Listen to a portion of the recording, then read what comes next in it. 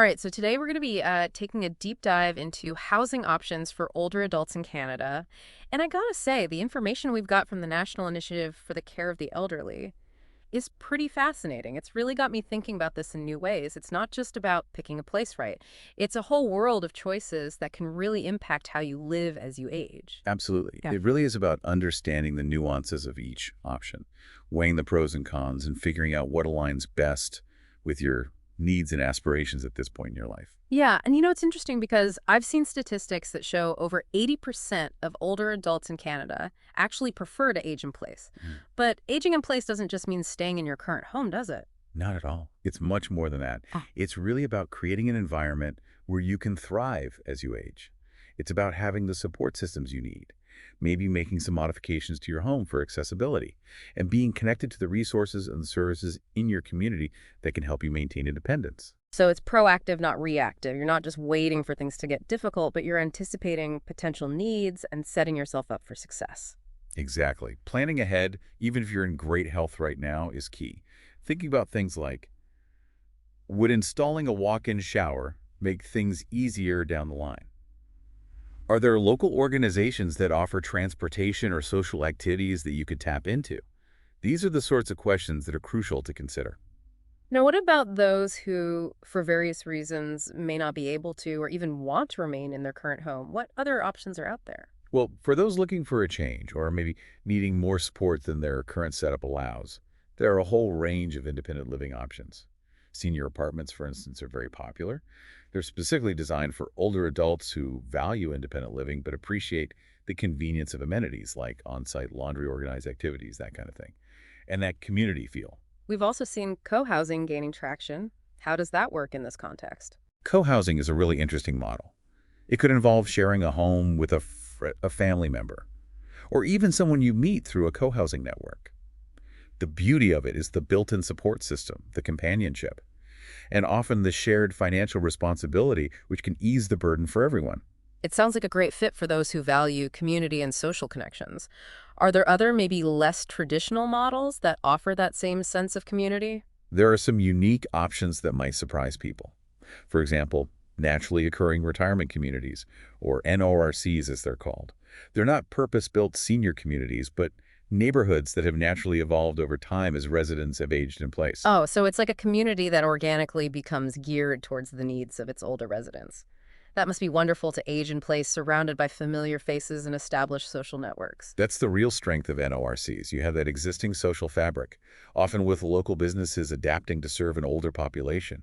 It really speaks to the power of community-based aging. What about cooperative housing? How does that fit into the picture? Senior co-ops provide a really unique model where residents collectively own and manage their building.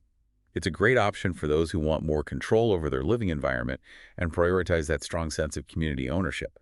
They often have a very active social calendar and decision-making processes that involve all residents. It's fascinating to see how diverse these independent living options are. But let's say someone wants a different ownership experience altogether. What about life lease housing? Life lease housing is a model that's gaining a lot of momentum, and for good reason. It offers a middle ground between traditional homeownership and renting. Essentially, you're purchasing the right to live in a unit, usually for life, often from a nonprofit sponsor who owns the building. I imagine the financial implications of life lease housing are pretty different from owning a home outright. What are the benefits and drawbacks from a financial standpoint?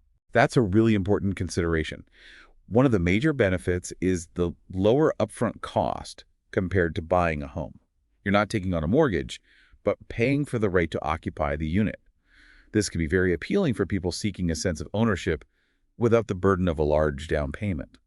But of course, you don't actually own the property. So that's something to consider carefully.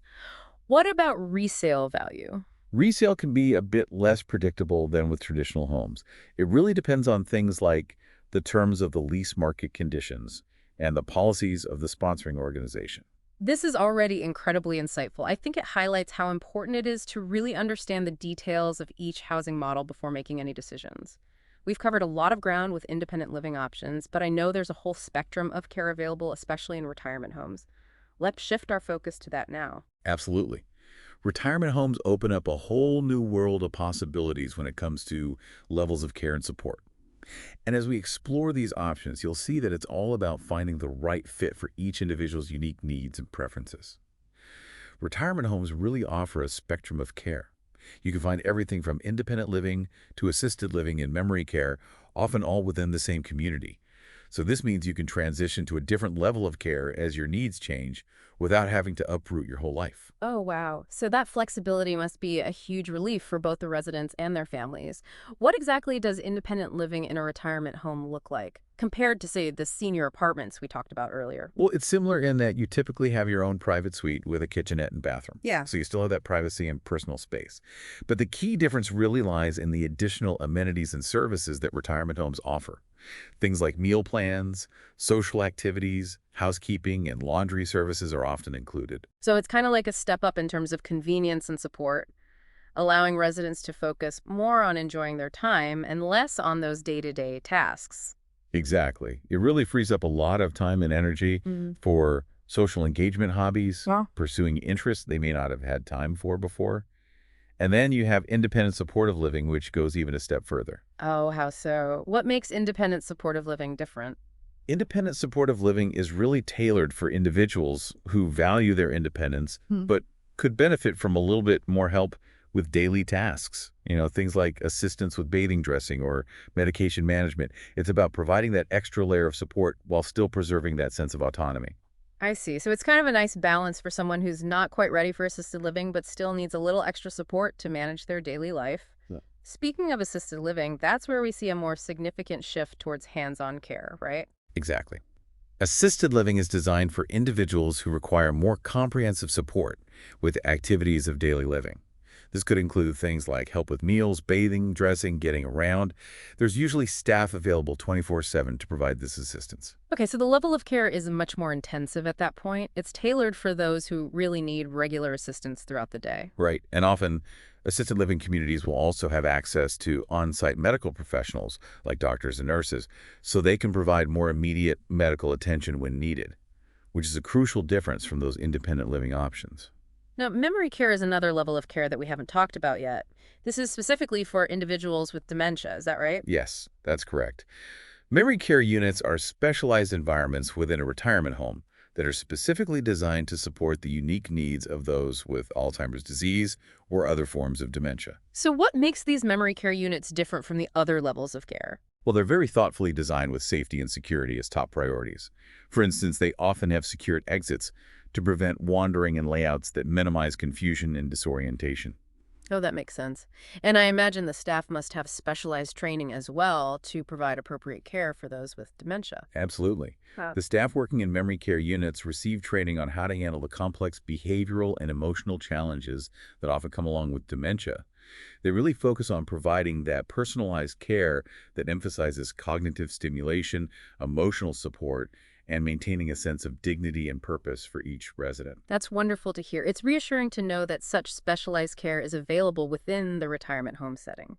Now, I know this might be a bit of a sensitive topic, but I think it's important to address the reality that sometimes care needs exceed what even retirement homes can offer. So at what point does long-term care become necessary? Well, long-term care homes, sometimes referred to as nursing homes, become necessary when an individual requires 24-hour nursing care and supervision. This is typically for individuals with very complex medical needs or severe cognitive decline that really necessitates that round-the-clock support. I see. So I imagine there's a pretty formal process involved in transitioning to a long-term care home. Yes, definitely. Each province and territory in Canada has its own specific criteria and processes for admission to long-term care. They do assessments to determine the level of care needed, and often there are waiting lists because the demand for these services is so high.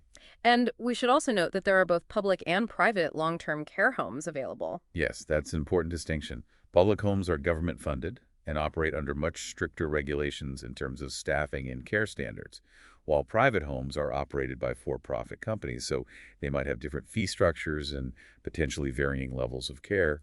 Before we wrap up, I want to circle back to something you mentioned earlier, respite care. I feel like this is such a valuable service that often gets overlooked. Can you explain what respite care entails and who might benefit from it? Sure. Respite care is essentially a service that provides temporary relief for caregivers, offering them a much-needed break from their very demanding responsibilities. This could involve a short-term stay for their loved one in a retirement home, or even just a day program where they can receive care and participate in activities. That's such a vital service because caregiving, while it's incredibly rewarding, can also be so physically and emotionally exhausting. It's great that respite care gives those caregivers a chance to recharge, attend to their own needs, and then ultimately return to their caregiving role feeling refreshed and more capable. Absolutely. It's about acknowledging that supporting caregivers is absolutely essential to ensuring the well-being of both the caregiver and the person receiving care. Well, it sounds like we've covered the full spectrum of care options here, from aging in place to long-term care. There's a really wide range of choices available, each tailored to those specific needs and preferences. Definitely. And I think it's important to remember that we've only just scratched the surface. The key takeaway here is that there's no one-size-fits-all solution. It's all about doing your research, exploring the options, and having those open and honest conversations to find the best fit for your individual circumstances. It really strikes me that the emotional side of these decisions is just as important as like the practical stuff. Talking about future care needs can be tough, but it seems so important to have these conversations early on with your family? Yeah, you're absolutely right. Open communication is key. By having these conversations about preferences and concerns, while everyone is still relatively healthy and able, you can really avoid a lot of stress and potential conflict down the road. It makes the decision-making process so much smoother when the time comes. It's all about being proactive. It's empowering to think that you can really shape your own future as you age. But for someone who's just starting to think about all of this, it can feel overwhelming. Where do you even begin? What resources or tools are out there to help people navigate this whole world? Well, the National Initiative for the Care of the Elderly, who we've been talking about today, they have a fantastic website that offers a really comprehensive breakdown of all the different housing options, the financial resources and support services that are available across Canada.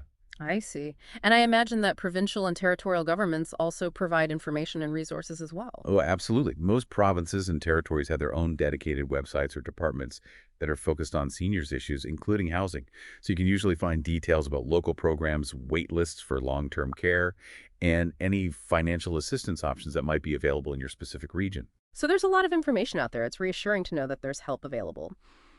But here's something I've been thinking about. With the aging population growing so rapidly, do you think we're prepared to meet the demand for senior housing in the future? Are we looking at a potential shortage of options? That's a really big question, and it's one that policymakers and researchers are grappling with right now. There's definitely a need for innovative solutions to keep up with those changing demographics. We need more flexible housing models that can adapt to the diverse needs of older adults. So, what kind of innovations are we talking about? What could the future of senior housing look like? Well, one possibility is the rise of co-housing communities that are specifically designed for multi-generational living. Imagine a community where older adults are sharing their homes and lives with younger generations, fostering connections and mutual support. That's a beautiful idea. Breaking down those barriers between generations, what other possibilities do you see? Well, technology is going to play a huge role for sure. We're already seeing things like smart home technology that can enhance safety and independence for older adults, like sensors that can detect falls, medication reminders, voice-activated systems to control lighting and temperature. It's really quite incredible. Yeah, it is. To think about how technology can empower people to age in place more safely and comfortably. As we wrap up this deep dive, do you have any final thoughts for our listeners who might be feeling a little overwhelmed or unsure about where to start? I would say just approach this whole journey with curiosity and an open mind. Don't be afraid to ask questions. Reach out to those resources like the National Initiative for the Care of the Elderly that we talked about, and start those conversations with your loved ones. The more informed you are, the better equipped you'll be to make those choices that align with your values and aspirations for this next chapter. I love that. That's a perfect note to end on. Remember, aging doesn't have to be a time of limitations. It can be a time of new beginnings, exploration, and continued growth. By embracing the resources that are out there and having those open dialogues, you can really pave the way for a fulfilling and enriching experience as you age. Thanks for joining us on this deep dive. We hope you found it informative and empowering, and of